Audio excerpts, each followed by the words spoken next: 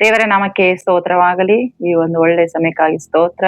ಮತ್ತೊಂದು ಆವರ್ತಿ ನಿಮ್ಮ ಮಧ್ಯದಲ್ಲಿ ವಾಕ್ಯ ಹೇಳುವಂತ ದೇವರು ಕೊಟ್ಟಂತೆ ಭಾಗ್ಯಕ್ಕಾಗಿ ದೇವರಿಗೆ ಸ್ತೋತ್ರ ಸಲ್ಲಿಸ್ತೇನೆ. ನಿಮ್ಮೆಲ್ಲರಿಗೂ ಕರ್ತನಾಮದ ವಂದನೆಗಳನ್ನು ತಿಳಿಸುತ್ತಾ ಇವತ್ತಿನ ಧ್ಯಾನಕ್ಕಾಗಿ ನಾವು ನೋಡಿಕೊಳ್ಳೋಣ ಪ್ರಿಯರೇ. ಪ್ರಸಂಗಿ 12ನೇ ಅಧ್ಯಾಯ 1ರಿಂದ ನಾವು ಕೆಲವೊಂದು ವಾಕ್ಯಗಳನ್ನು ನಾವು ನೋಡಿಕೊಳ್ಳೋಣ ಪ್ರಿಯರೇ. ಮೊದಲನೇದಾಗಿ ನಾವು ಓದಿಕೊಳ್ಳೋಣ. ಕಷ್ಟದ ದಿನಗಳು ಸಂತೋಷವಿಲ್ಲವೆಂದು ನೀನು ಹೇಳುವ ವರ್ಷಗಳು ಸಮೀಪಿಸುವುದರೊಳಗಾಗಿ ಯೌವನದಲ್ಲಿಯೇ ನಿನ್ನ ಸೃಷ್ಟಿಕರ್ತನನ್ನು ಸ್ಮರಿಸು. ಆ ಕಷ್ಟದ ದಿನಗಳಲ್ಲಿ ಸೂರ್ಯನು, ಬೆಳಕು, ಚಂದ್ರನು, ನಕ್ಷತ್ರಗಳು ಮಬ್ಬಾಗುವು. ಮಳೆಯಾದ ಮೇಲೆಯೂ ಮೋಡಗಳು ಮತ್ತೆ ಬರುವು. ಅದೇ ಕಾಲದಲ್ಲಿ ಮನೆಗಾವಲಿನವರು ನಡುಗುವರು, ಬಲಿಷ್ಠರು ಬಗ್ಗುವರು, ಅರೆಯುವರು ಕೊಂಚವಾದುದರಿಂದ ಕೆಲಸವನ್ನು ನಿಲ್ಲಿಸಿ ಬಿಡುವರು. ಕಿಟಕಿಗಳಿಂದ ನೋಡುವರು ಮಂಕಾಗುವರು. ಬೀದಿಯ ಬಾಗಿಲುಗಳು ಮುಚ್ಚಿರು. ಅರೆಯುವ ಸ್ಥಳದ ಶಬ್ದವು ತಗ್ಗಿ ಹಕ್ಕಿಯ ಧ್ವನಿಯಷ್ಟು ಕಿರಲಾಗುವುದು. ಗಾಯಕಿಯರೆಲ್ಲ ಕುಗ್ಗುವರು. ಇದಲ್ಲದೆ ಆ ದಿನಗಳಲ್ಲಿ ದಿನ ಕಂಡರೆ ಭಯ, ದಾರಿಯಲ್ಲಿ ಅಪಾಯ. ಬಾದಾಮಿಯ ಮರವು ಹೂ ಬಿಡುವುದು, ಮಿಡತೆಯು ಕೂಡ ಭಾರವಾಗುವುದು, ಆಶೆಯು ಕುಂದುವುದು. ಮನುಷ್ಯನ ತನ್ನ ನಿತ್ಯಗ್ರಹಕ್ಕೆ ಹೊರಡೋದಕ್ಕಿದ್ದಾನಲ್ಲ. ಗೋಳಾಟದವರು ಬೀದಿಯಲ್ಲಿ ತಿರುಗುವರು. ಇನ್ನು ಮುಂದೆ ಬೆಳ್ಳಿಯ ತಂತಿ ಕಿತ್ತು ಚಿನ್ನದ ಬಟ್ಟಲು ಜಜ್ಜಿ ಹೋಗುವುದು, ಮಡಕೆ ಬುಗ್ಗೆ ಹತ್ತಿರ ಒಡೆಯುವುದು, ಬಾವಿಯ ರಾಟೆ ಮುರಿಯುವುದು, ಮಣ್ಣು ಭೂಮಿಗೆ ಸೇರಿ ಇದ್ದ ಹಾಗಾಗುವುದು. ಆತ್ಮವು ತನ್ನನ್ನು ದಯಪಾಲಿಸಿದ ದೇವರ ಬಳಿಗೆ ಸೇರುವುದು. ಇಷ್ಟರೊಳಗಾಗಿ ನಿನ್ನ ಸೃಷ್ಟಿಕರ್ತನನ್ನು ಸ್ಮರಿಸದಿರಬೇಡ. ವ್ಯರ್ಥವೇ ವ್ಯರ್ಥ, ಸಮಸ್ತವೂ ವ್ಯರ್ಥ ಎಂದು ಪ್ರಸಂಗಿ ಹೇಳುತ್ತಾನೆ.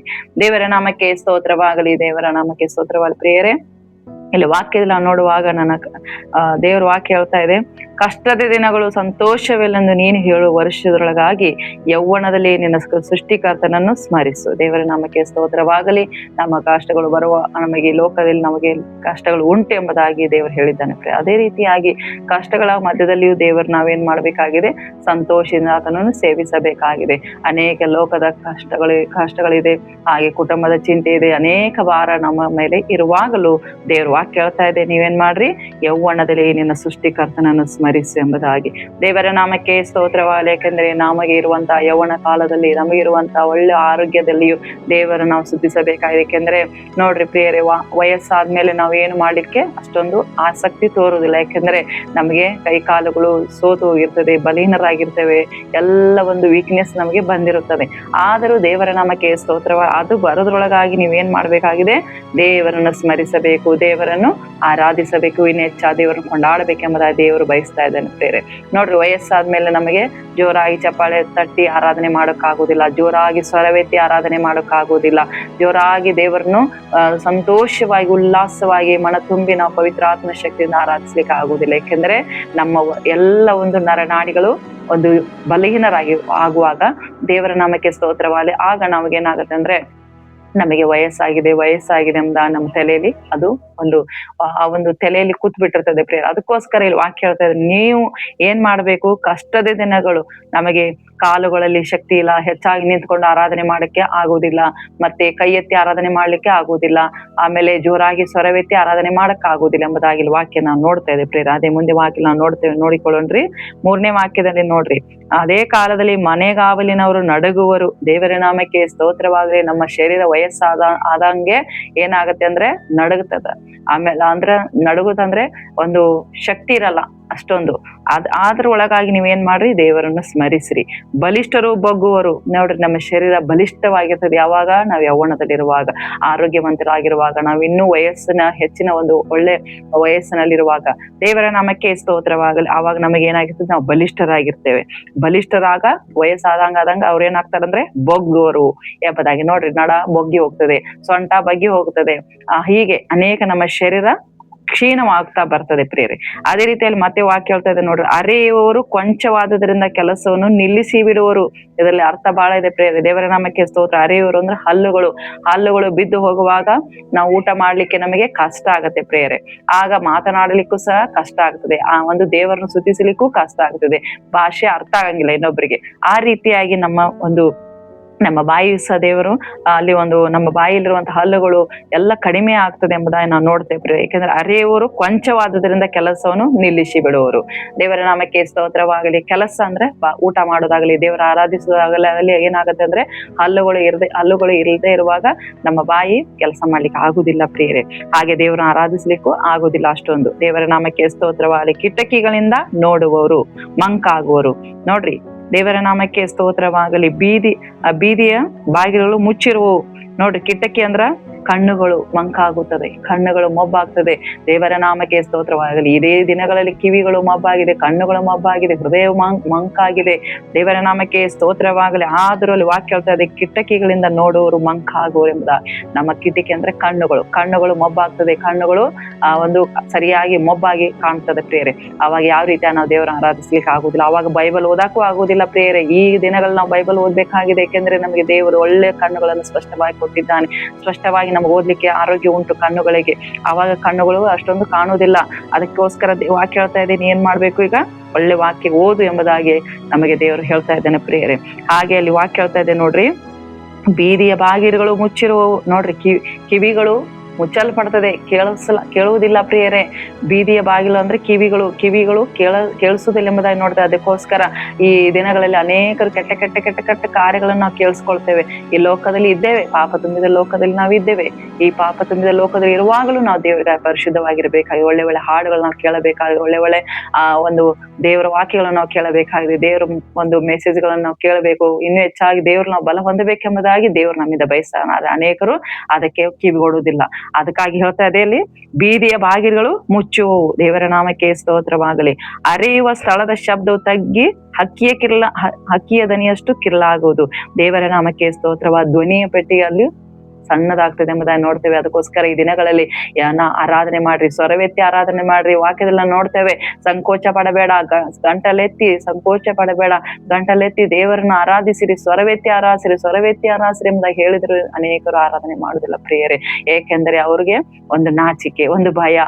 ದೇವ್ರು ನಮ್ಗೆ ಆ ಕಡೆಯವರು ಈ ಕಡೆಯವರು ಏನು ನೋಡ್ತಾರೇನೋ, ಏನೋ ಒಂದು ಭಯ ಅವರಲ್ಲಿ. ಆದ್ರೆ ದೇವ್ರ ವಾಕ್ಯ ಹೇಳ್ತಾ ಇದೆ ಅಲ್ಲಿ, ಆಗ ಶಬ್ದವು ತಗ್ಗಿ ಹಕ್ಕಿಯ ಧ್ವನಿಯಷ್ಟು ಕಿರಲಾಗೋದು, ಕಡಿಮೆ ಆಗ್ತದೆ ಎಂಬುದಾಗಿ. ಧ್ವನಿ ಸಹ ದೇವರೇ ಅಲ್ಲಿ ವಯಸ್ಸಾದಂಗ ಅದು ಕಡಿಮೆ ಆಗ್ತದೆ ಎಂಬುದಾಗಿ ನಾವು ನೋಡ್ತೇವೆ.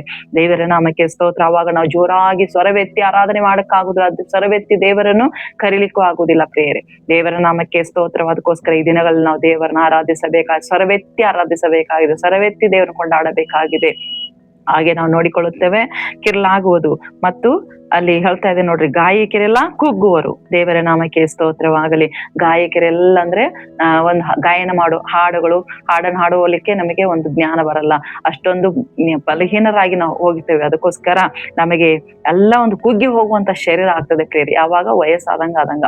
ಅದಕ್ಕೋಸ್ಕರ ನಾವು ವಯಸ್ಸಿದ್ದಾಗ ದೇವರನ್ನ ಆರಾಧಿಸಬೇಕಾಗಿದೆ, ಯೆಹೋವನನ್ನು ಆರಾಧಿಸಬೇಕಾಗಿದೆ, ಸೇನಾಶ್ವರನಾದ ದೇವರನ್ನು ನಾವು ಕೊಂಡಾಡಬೇಕಾಗಿದೆ, ಮಹಿಮೆಪಡಿಸಬೇಕಾಗಿದೆ. ಆತನಿಗೆ ಮೆಚ್ಚಿಕೆ ಆದ ರೀತಿಯಲ್ಲಿ ನಾವು ಸ್ತುತಿ ಯಜ್ಞವನ್ನು ಆತನಿಗೆ ಸಮರ್ಪಿಸಬೇಕಾದ್ರೆ. ಅನೇಕರು ಈ ದಿನಗಳಲ್ಲಿ ಯೌವನವನ್ನು ಅನೇಕ ರೀತಿಯಾಗಿ ಕಳೀತಾರೆ. ಆದ್ರೆ ದೇವರು ವಾಕ್ಯ ಹೇಳ್ತಾ ಇದೆ, ನಿನ್ನ ಯೌವನ ದಿನಗಳನ್ನು ನೀನು ಸೃಷ್ಟಿಕರ್ತನನ್ನು ಸ್ಮರಿಸು, ನಿನ್ನ ಯೌವನ ಕಾಲದಲ್ಲಿಯೇ ಸೃಷ್ಟಿಕರ್ತನನ್ನು ಸ್ಮರಿಸಿ ಎಂಬುದಾಗಿ ದೇವರು ವಾಕ್ಯ ಹೇಳ್ತಾ. ಯಾಕೆಂದ್ರೆ ವಯಸ್ಸಾದ್ಮೇಲೆ ನಮ್ಗೆ ಅಷ್ಟೊಂದು ಜೋರಾಗಿ ಚಪ್ಪಾಳೆ ತರ್ಲಿಕ್ಕೆ ಆಗುದಿಲ್ಲ, ಜೋರಾಗಿ ಆರಾಧನೆ ಮಾಡುವುದಕ್ಕಾಗುದಿಲ್ಲ ಪ್ರಿಯರೇ. ಹಲ್ಲೆಲೂಯಾ, ದೇವರ ನಾಮಕ್ಕೆ ಸ್ತೋತ್ರ. ಅದಕ್ಕೋಸ್ಕರ ದೇವರು ನಮ್ಮಿಂದ ಇದನ್ನೇ ಬಯಸ್ತಾ ಇದ್ದೇನೆ. ಮತ್ತೆ ಅಲ್ಲಿ ಹೇಳ್ತಾ ಇದೆ ನೋಡ್ರಿ, 5ನೇ ವಾಕ್ಯ, ಇದಲ್ಲದೆ ಆ ದಿನಗಳಲ್ಲಿ ದಿನ್ನೆ ಕಂಡರೆ ಭಯ. ನೋಡ್ರಿ, ದಾರಿಯಲ್ಲಿ ಅಪಾಯ. ದೇವರ ನಾಮಕ್ಕೆ ಸ್ತೋತ್ರ. ದಿನ್ನೆ ಕಂಡರೆ ಭಯ ಅಂದ್ರೆ ಕೈ ಕಾಲುಗಳು ಸೋತು ಹೋಗ್ತದೆ ಪ್ರಿಯರೇ. ಕಾಲುಗಳು ಅಷ್ಟೊಂದು ಮುಂದೆ ಹೋಗ್ಲಿಕ್ಕೆ ಆಗುದಿಲ್ಲ, ಕಾಲುಗಳು ಮುಂದೆ ಹೋಗ್ಲಿಕ್ಕೆ ನಡಿಲಿಕ್ಕೆ ಆಗುದಿಲ್ಲ, ಕಾಲುಗಳಲ್ಲಿ ಶಕ್ತಿ ಇರಲ್ಲ ಪ್ರಿಯರೇ. ಅದಕ್ಕೋಸ್ಕರ ಈ ದಿನಗಳಲ್ಲಿ ಎಲ್ಲಿ ಆರಾಧನೆ ಇದೆ, ಎಲ್ಲಿ ಒಂದು ದೇವರ ಕಾರ್ಯಗಳಿದೆ, ನಾವು ಓಡಿ ಹೋಗಿ ದೇವರನ್ನ ಆರಾಧಿಸಬೇಕಾಗಿದೆ, ದೇವರ ಸಭೆಗೆ ಹೋಗ್ಬೇಕು, ದೇವರನ್ನ ಆರಾಧಿಸಬೇಕು, ಉಪವಾಸ ಪ್ರಾರ್ಥನೆ ಎಲ್ಲ ಪ್ರಾರ್ಥನೆ ನಾವು ಏನಾಗಬೇಕಾಗಿದೆ, ಭಾಗವಹಿಸಬೇಕಾಗಿದೆ. ಆದ್ರೆ ಅನೇಕರು ಈ ದಿನಗಳನ್ನು ವ್ಯರ್ಥವಾಗಿ ಕಳೀಲಿಕ್ಕೆ ಒಂದು ಮನಸ್ಸು ಮಾಡ್ತಾರೆ ಪ್ರಿಯರೇ. ಆದ್ರೆ ಇಲ್ಲಿ ವಾಕ್ಯ ಇದನ್ನು ಓದಿದ್ರೆ ಅವ್ರಿಗೆಲ್ಲ ಗೊತ್ತಾಗುತ್ತೆ ಪ್ರಿಯರೇ. ದೇವರ ನಾಮಕ್ಕೆ ಸ್ತೋತ್ರವಾಗಲಿ. ಹಾಗೆ ಇಲ್ಲಿ ವಾಕ್ಯ ಮುಂದೆ ನೋಡ್ತೇವೆ, ಬಾದಾಮಿಯ ಮರವು ಹೂ ಬಿಡುವುದು, ಮಿಡತೆಯು ಕೂಡ ಭಾರವಾಗುವುದು, ಆಸೆಯು ಕುಂದುವುದು. ನೋಡ್ರಿ, ಅವ್ರಿಗೆ ಆಸೆ ಇರುದಿಲ್ಲ. ಅವಾಗ ಏನ್ ಆಸೆ ಅಂದ್ರೆ, ಎಲ್ಲಾ ನಮ್ಗೆ ವಯಸ್ಸಾಗೈತಿ, ನಮ್ದೇನ್ರಿ ಇಲ್ಲ ಇನ್ ಮಕ್ಕಳದ ಅವ್ರೇ ಮಾಡ್ತಾರ್ರಿ ಅಂತ ಹೇಳ್ತಾರೆ. ನಾವೇನ್ರಿ ಜಸ್ಟ್ ಹೋಗ್ತೀವಿ, ಆರಾಧನೆ ಸಭೆಗೆ ಹೋಗ್ತೀವಿ, ಹಾಡ್ತಾರ, ನಾವ್ ನೋಡ್ತೀವಿ, ಕೇಳ್ತೀವಿ, ಬರ್ತೀವಿ, ನಮ್ಗೆ ವಯಸ್ಸಾತ್ರಿ ಅಂತ ಹೇಳ್ತಾರ. ನೋಡ್ರಿ, ಒಂದೊಂದ್ ಕಡೆ ಹೇಳ್ತಾರ ವಯಸ್ಸಾದವ್ರ ಅದೇ ರೀತಿಯಾಗಿ ಹೇಳ್ತಾರೆ. ಯಾಕಂದ್ರೆ ಅವ್ರಲ್ಲಿ ಯಾವ್ದು ನಿರೀಕ್ಷೆ ಇರಂಗಿಲ್ಲ ಪ್ರಿಯರ್, ಎಲ್ಲ ನಿರೀಕ್ಷೆ ಕಳ್ಕೊಂಡಿರ್ತಾರ. ಅವ್ರು ಹೇಳ್ತಾರ. ಅದಕ್ಕೋಸ್ಕರ ಆ ರೀತಿಯಾಗಿ ನಮ್ಮ ಒಂದು ಪರಿಸ್ಥಿತಿ ಬರುತ್ತೆ ಪ್ರಿಯರು. ಅದಕ್ಕೋಸ್ಕರ ವಯಸ್ಸಾದ್ಮೇಲೆ ಅದ್ರೊಳಗಾಗಿ ನಮ್ಮ ಸೃಷ್ಟಿಕರ್ತ ನಾವು ಮೆಚ್ಚಿಕೆಯಿಂದ ದೇವರನ್ನ ಆರಾಧಿಸಬೇಕಾಗಿದೆ. ಆಸೆ ಕುಂದುವುದು, ಮನುಷ್ಯನು ತನ್ನ ನಿತ್ಯ ಗ್ರಹಕ್ಕೆ ಹೊರಡೋದಕ್ಕಿದ್ದಾನಲ್ಲ, ಗೋಳಾಟದವರು ಬೀದಿಯಲ್ಲಿ ತಿರುಗುವರು, ಇನ್ನು ಮುಂದೆ ಬೆಳ್ಳಿಯ ತಂತಿ ಕಿತ್ತು ಚಿನ್ನದ ಬಟ್ಟಲು ಜಜ್ಜಿ ಹೋಗುವುದು. ಹಾಗೆ ಮಣ್ಣಿಗೆ ಆತನ ಬಾವಿಯ ರಾಟೆ ಮುರಿಯುವುದು, ಬಾವಿಯ ರಾಟೆ ಮುರಿಯುವುದು, ಮಣ್ಣು ಭೂಮಿಗೆ ಸೇರಿದ ಇದ್ದ ಹಾಗಾಗುವುದು, ಆತ್ಮೋತ್ತನನ್ನು ದಯಪಾಲಿಸಿ ದೇವರ ಬಳಿಗೆ ಸೇರುವುದು. ಇಷ್ಟರೊಳಗಾಗಿ ನೋಡ್ರಿ, ಇಷ್ಟರೊಳಗಾಗಿ ಮಣ್ಣಿಗೆ ಮಣ್ಣಾಗಿ ಹೋಗುವರೊಳಗಾಗಿ ದೇವರು ನಾವೇನ್ ಮಾಡಬೇಕಾಗಿದೆ, ಇಷ್ಟರೊಳಗಾಗಿ ನಾವು ಸೃಷ್ಟಿಕರ್ತನನ್ನು ಸ್ಮರಿಸದೇ ಇರಬೇಡ ಎಂಬುದಾಗಿ ಪ್ರಸಂಗಿ ಹೇಳ್ತಾ ಇದ್ದೇನೆ. ಹಾಗೆ ಹೇಳ್ತಾ ಇದ್ದಾನೆ, ವ್ಯರ್ಥವೇ ವ್ಯರ್ಥ, ಸಮಸ್ತ ವ್ಯರ್ಥ ಎಂಬುದಾಗಿ ಹೇಳ್ತಾ ಇದ್ದೇನೆ ಪ್ರಿಯ. ಅದಕ್ಕೋಸ್ಕರ ನಾವು ಈ ಸಮಸ್ತವಾದ ವ್ಯರ್ಥ ಲೋಕದಲ್ಲಿ ನಾವಿರುವಾಗ, ಪಾಪ ತುಂಬಿದ ಲೋಕದಲ್ಲಿರುವಾಗ, ನಮಗಿರುವಂತ ಆರೋಗ್ಯ ಆಯುಷ್ಯದ ದಿನಗಳಲ್ಲಿ ನಾವೇನ್ ಮಾಡಬೇಕಾಗಿದೆ, ದೇವರನ್ನು ಮೆಚ್ಚಿಸಬೇಕಾಗಿದೆ, ದೇವರನ್ನು ಆರಾಧಿಸಬೇಕಾಗಿದೆ, ದೇವರ ಕಾರ್ಯಗಳಲ್ಲಿ ಮುಂದೆ ಹೋಗಬೇಕಾಗಿದೆ ಪ್ರಿಯರೇ. ದೇವರ ನಾಮಕ್ಕೆ ಸ್ತೋತ್ರವಾಗಿ. ಕೀರ್ತನೆಯಲ್ಲಿ ಸಹ ನಾವು ನೋಡಿಕೊಳ್ಳುತ್ತೇವೆ. ದೇವರ ವಾಕ್ಯದಲ್ಲಿ 90ನೇ ಕೀರ್ತನೆಯಲ್ಲಿ ನೋಡ್ತೇವೆ 10ನೇ ವಾಕ್ಯ, ನಮ್ಮ ಆಯುಷ್ಕಾಲವು 70 ವರ್ಷ, ಬಲು ಹೆಚ್ಚಿದ್ರೆ 80, ಕಷ್ಟ ಸಂಕಟಗಳೇ ಅದರ ಆಡಂಬರ. ನೋಡ್ರಿ, ಅದು ಬೇಗನೆ ಗತಿಸಿ ಹೋಗುತ್ತದೆ, ನಾವು ಹಾರಿ ಹೋಗುತ್ತೇವೆ. ಅದೇ ಹಲ್ಲೆಲೂಯ, ದೇವರ ನಾಮಕ್ಕೆ ಸ್ತೋತ್ರ. ಅದಕ್ಕೋಸ್ಕರ ನಮ್ಮ ಕಷ್ಟ ಸಂಕಟಗಳು ಅದರ ಆಡಂಬರವಾಗಿದೆ. ಬಲು ಹೆಚ್ಚಿದ್ರೆ 80 ವಯಸ್ಸು, ಇಲ್ಲಾದ್ರೆ ಏನೋ ಒಂದ್ ಒಳ್ಳೆ ಆರೋಗ್ಯ, ದೇವರಿಗೆ ಭಯ ಭಕ್ತಿ ಇರುವುದಾದ್ರೆ ಒಂದ್ 60-80 ತನ ನಮಗೆ ವಯಸ್ಸು ದೇವ್ರು ಕೊಡ್ಬೋದು. ಆದ್ರೆ ಅದರಲ್ಲಿ ಅನೇಕ ಕಷ್ಟಗಳು ಇದೆ. ದೇವರ ನಾಮಕ್ಕೆ ಸ್ತೋತ್ರ. ಅದಕ್ಕೋಸ್ಕರ ಈ ಕಷ್ಟಗಳು ಇಲ್ಲ ಎಂಬುದಾಗಿ ಹೇಳಿಕ್ಕಾಗುದು, ಯಾಕಂದ್ರೆ ಇದು ಪರಲೋಕ ಅಲ್ಲ ಪ್ರಿಯರೇ, ಇದು ಭೂಲೋಕವಾಗಿದೆ. ಲೋಕದಲ್ಲಿ ಕಷ್ಟಗಳು ಉಂಟು, ನಾನು ಜಯಿಸಿದ್ದೇನೆ, ಧೈರ್ಯವಾಗಿರಿ ಎಂಬುದಾಗಿ ದೇವರು ನಮಗೆ ಧೈರ್ಯಪಡಿಸಿದಂತ ವಾಕ್ಯಗಳನ್ನು ಕೊಟ್ಟಿದ್ದಾನೆ. ದೇವರು ನಮ್ಮನ್ನು ಬಲಪಡಿಸಿದ್ದಾನೆ ಪ್ರಿಯರೇ. ಆದ್ರೆ ಅನೇಕರು ಈ ದೇವರ ವಾಕ್ಯಗಳನ್ನಾಗಲಿ, ದೇವರ ಒಂದು ಪ್ರಾರ್ಥನೆಯಲ್ಲಾಗಲಿ ಒಂದು ಕಿವಿಗೊಡಿದ್ರೆ ಅವರು ಬಹಳವಾಗಿ ಅವರು ಹಿಂದೆ ಹೋಗ್ತಾ ಇದ್ದಾರೆ ಪ್ರಿಯ. ಆದ್ರೆ ದೇವರ ವಾಕ್ಯ ಹೇಳ್ತಾ ಇದೆ, ದೇವರ ನಾಮಕ್ಕೆ ಸ್ತೋತ್ರವಾಗಲಿ, ನೀನು ಯೌವನ ಕಾಲದಲ್ಲಿ ಸೃಷ್ಟಿಕರ್ತನನ್ನು ಸ್ಮರಿಸಿ ಎಂಬುದಾಗಿ ವಾಕ್ಯದಲ್ಲಿ ನಾವು ನೋಡ್ತಾ ಇದ್ದೇವೆ. ಮತ್ತು ಕಷ್ಟ ದಿನಗಳು ಸಂತೋಷವಿಲ್ಲ ಎಂಬುದು ಹೇಳುವಾಗಲೂ ನೋಡ್ರಿ, ಕಷ್ಟದ ದಿನಗಳು ಸಂತೋಷವಿಲ್ಲಂದು ನೀನು ಹೇಳು ವರ್ಷಗಳು ಸಮೀಪಿಸೋದ್ರೊಳಗಾಗಿ ಯೌವನದಲ್ಲಿ ನಿನ್ನ ಸೃಷ್ಟಿಕರ್ತನನ್ನು ವಯಸ್ಸಾದ್ಮೇಲೆ ಅಷ್ಟೊಂದು ನಮಗೆ ಆಸೆ ಇರಲ್ಲ, ಆಕಾಂಕ್ಷೆ ಇರಲ್ಲ, ನಿರೀಕ್ಷೆ ಇರಲ್ಲ, ಯಾವ್ದ್ರ ಬಗ್ಗೆ ಒಂದು ಆಸೆ ನಮಗೆ ವಯಸ್ಸಾಯ್ತ್ರಿ ಅಂದ್ರೆ ಇದೊಂದೇ ಬಾಯಿಲಿ. ಅದಕ್ಕೋಸ್ಕರ ದೇವರು ಕೊಡುವಂತ ಆರೋಗ್ಯ ಆಯುಷ್ಯನಲ್ಲಿ ದೇವರಿಗಾಗಿ ನಾವು ಏನಾದ್ರೂ ಮಾಡಬೇಕು, ದೇವರಿಗೆ ಕಾರ್ಯಗಳನ್ನು ಮಾಡಬೇಕು, ಅದನ್ನು ಮೆಚ್ಚಿಸಬೇಕು, ಪರಲೋಕ ರಾಜ್ಯಕ್ಕೆ ನಾವು ಸೇರಬೇಕು. ಯಾಕೆಂದ್ರೆ ಮಣ್ಣಿಗೆ ಸೇರ್ಬೇಕೆಂಬುದಾಗಿ ಹೇಳ್ತಾ ಇದ್ದಿಲ್ಲ ವಾಕ್ಯ ಪ್ರಿಯರೇ. ಅದಕ್ಕೋಸ್ಕರ ನಾವು ಮಣ್ಣಿನಿಂದ ಬಂದಿದ್ದೇವೆ, ಮತ್ತೆ ಪುನಃ ಮಣ್ಣಿಗೆ ಸೇರೋರಾಗಿದ್ದೇವೆ. ಅದ್ರೊಳಗಾಗಿ ನಾವು ಏನಾದ್ರೂ ದೇವರ ಕಾರ್ಯಗಳನ್ನು ಮಾಡಿ ಮಹಿಮೆ ಪಡಿಸುವಂತವರಾಗಬೇಕೆಂಬುದಾಗಿ ದೇವರು ನಮ್ಮನ್ನು ಬಯಸ್ತಾ ಇದ್ದಾನೆ ಪ್ರಿಯರೇ. ದೇವರ ನಾಮಕ್ಕೆ ಸ್ತೋತ್ರವಾಗಲಿ. ಅದಕ್ಕೋಸ್ಕರ ನಾವು ದೇವರನ್ನ ಹೆಚ್ಚಾಗಿ ಈ ದಿನಗಳಲ್ಲಿ ಸ್ತುತಿಸಿ ಮಹಿಮೆ ಪಡಿಸುವಂತವರಾಗಬೇಕೆಂಬುದಾಗಿ ದೇವರು ನಮ್ಮಿಂದ ಬಯಸ್ತಾ ಇದ್ದಾನೆ ಪ್ರಿಯರೇ.